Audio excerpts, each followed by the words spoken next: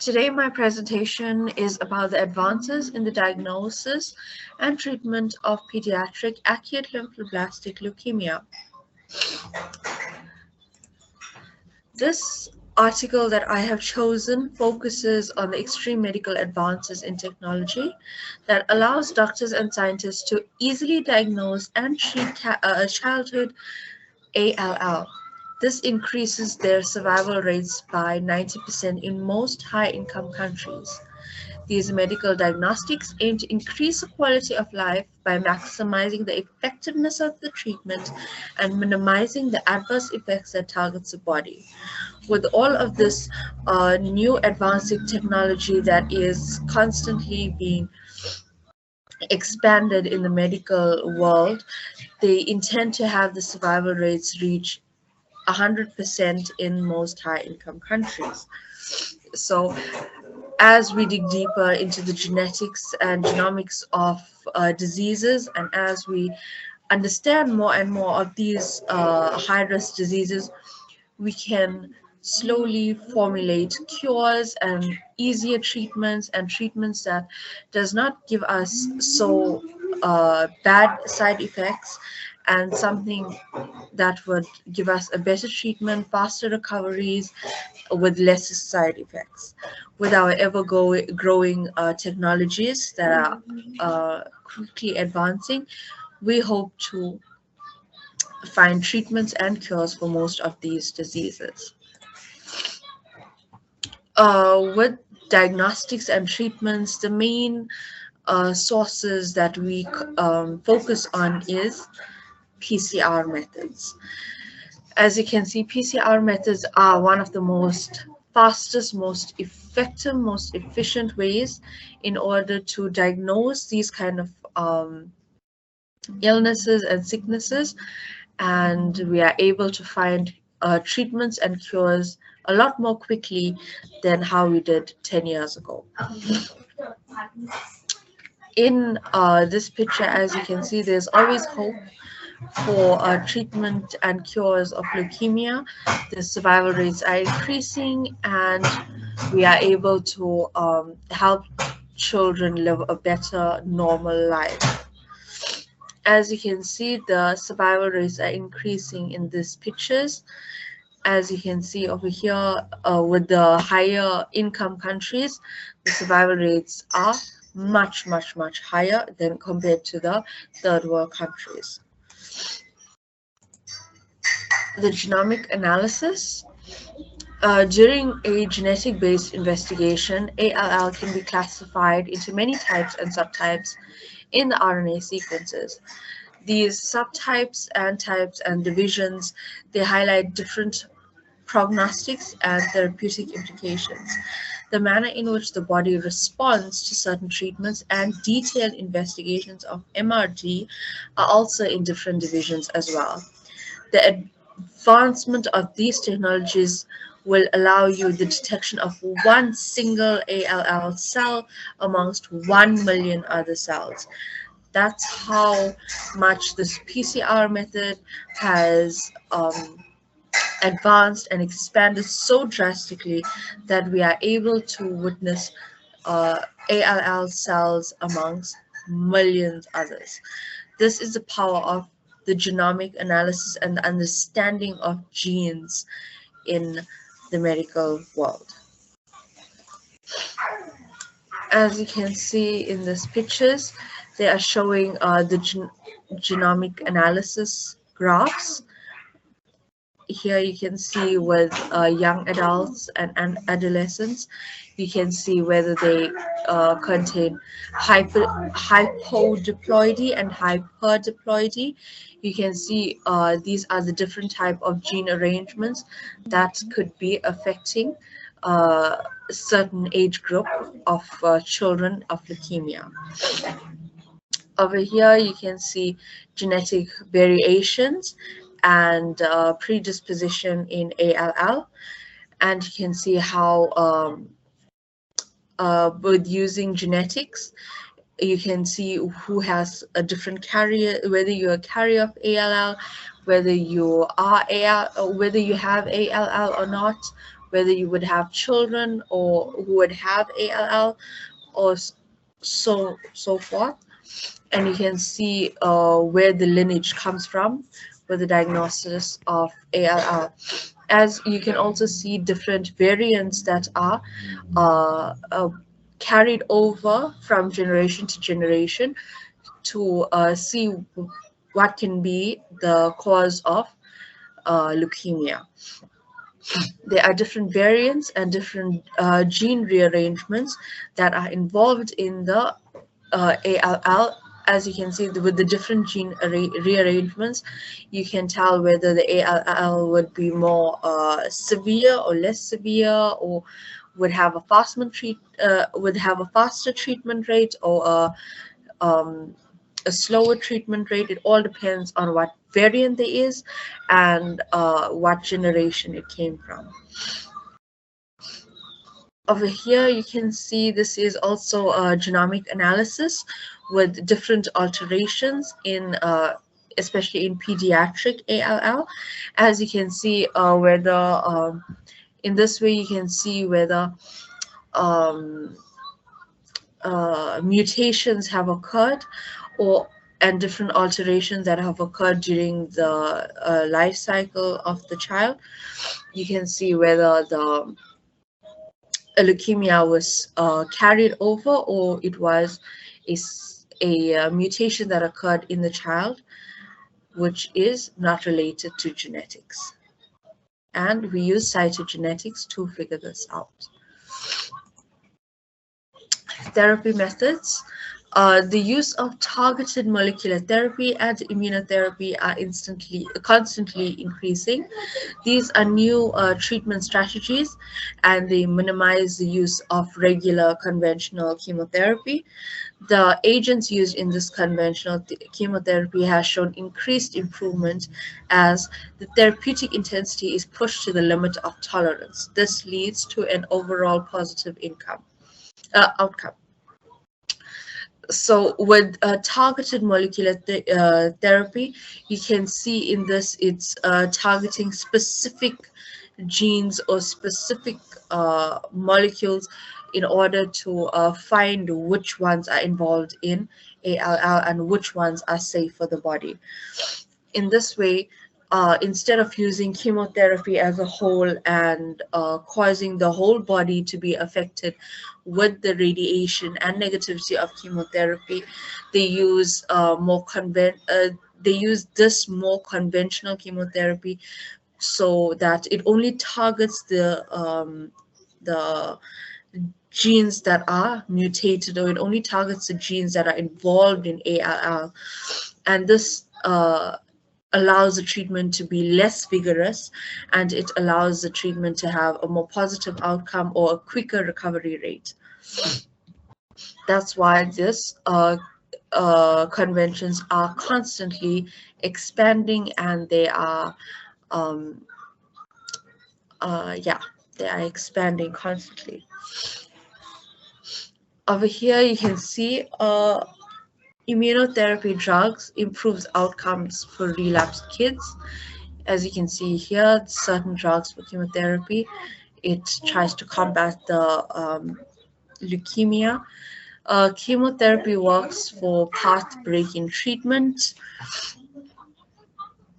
As you can see, chemotherapy, how it is used and how it tries to destruct the cancer cells.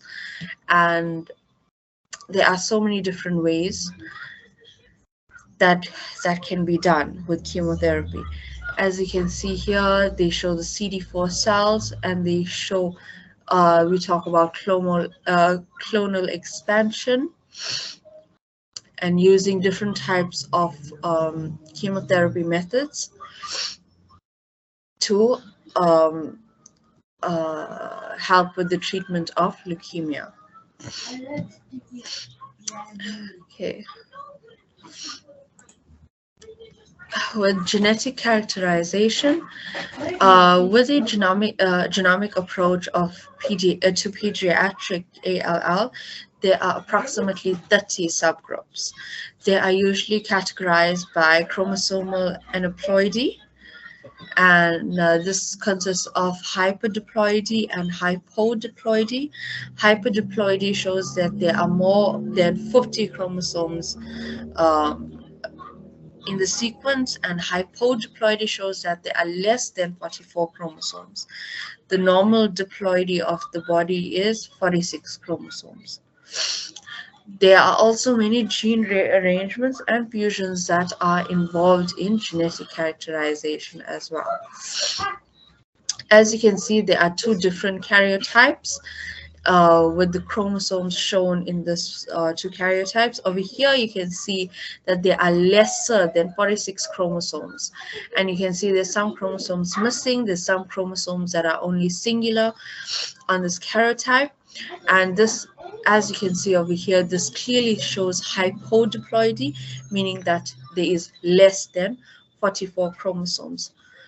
On this karyotype, on the other hand, it shows that there are um, many extra chromosomes on the karyotype. Some instead of 2 have 4, some instead of 2 also have 3, and so on and so forth. Over here you can see there's well more than 50 chromosomes, plus minus 50 chromosomes shown in this karyotype, which says that this is hyperdiploidy. Now, in diagnosing ALL, when a person is tested hypodiploid, they are when a person is tested hyperdiploid, that means they have around 49 to 65 chromosomes. There's usually fewer patients that are diagnosed with hyperdiploid, and these patients are able to find a faster recovery rate. This is more advantageous to them.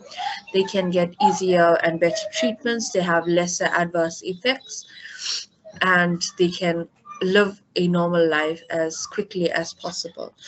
But with a person that's tested with hypodiploid, that means they have less than 44 chromosomes. This is usually the majority, and they have a more vigorous treatment. They have a longer recovery rate. They have a lesser chance of survival in this case. There are also many different gene rearrangements that's involved.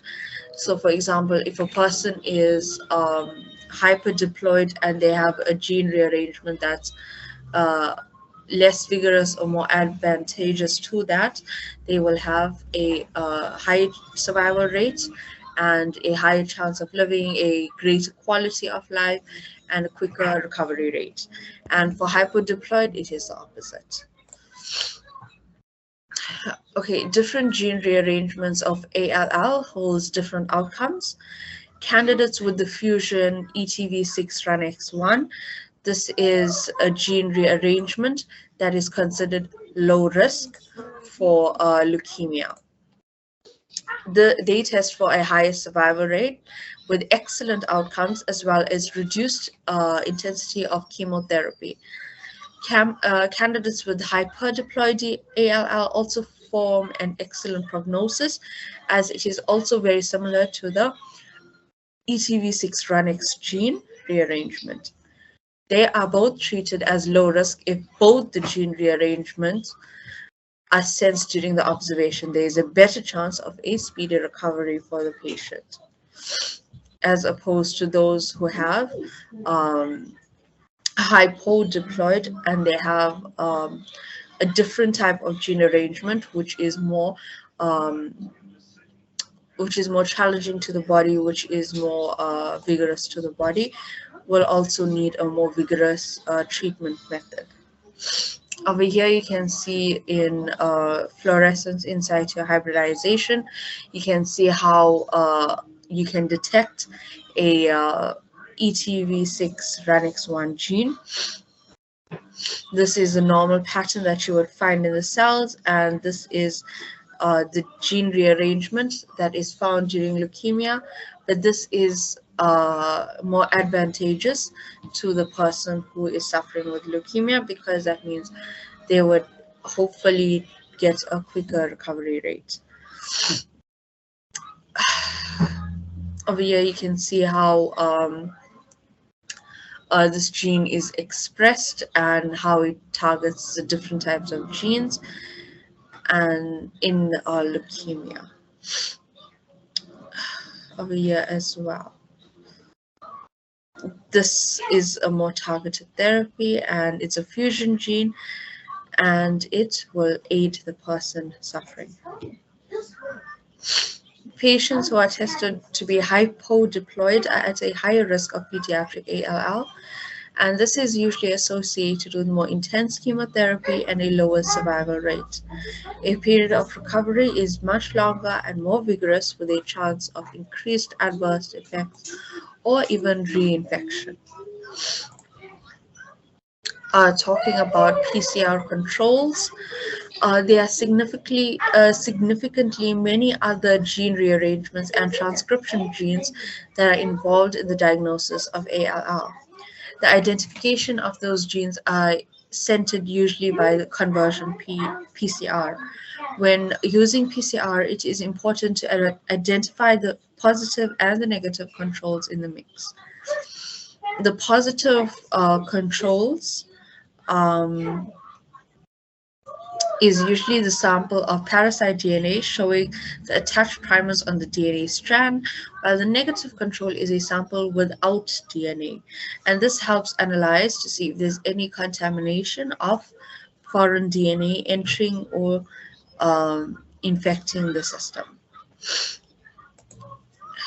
As you can see in this DNA karyotype, there are many controls for PCR, as you can see.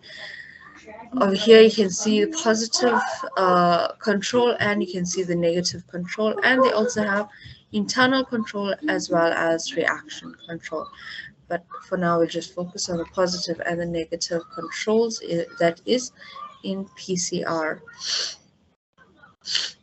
Over here, you can also see standardized positive controls for detection of norovirus by reverse transcription PCR. In transcription PCR, there are certain types of gene rearrangement that are involved, where you can see if a person is tested for certain types of genes, you can see that that person would be a carrier or that person would eventually be infected with ALL. The constant genomic expansion and treatment response evaluation for pediatric ALL. More diseases are analyzed critically in order to improve treatments and increase quality of life. With this constant expansion and treatment evaluation, there is a chance that pediatric ALL, can eventually be cured, as well as other high-risk diseases. Over here, you can see ALL in other countries around the world. With more advanced first world countries, ALL can be quickly cured and easily treated. Those who have third world countries, obviously the survival rate is much lower, as there is not as great equipment or great methods that are used in these countries. But majority of the first world countries are trying to make a difference to their people. This is advancement of genomics. Genetics is always growing, and there's always scope for improvement in genetics. These are some of the these are some of the references that I used. And thank you so much.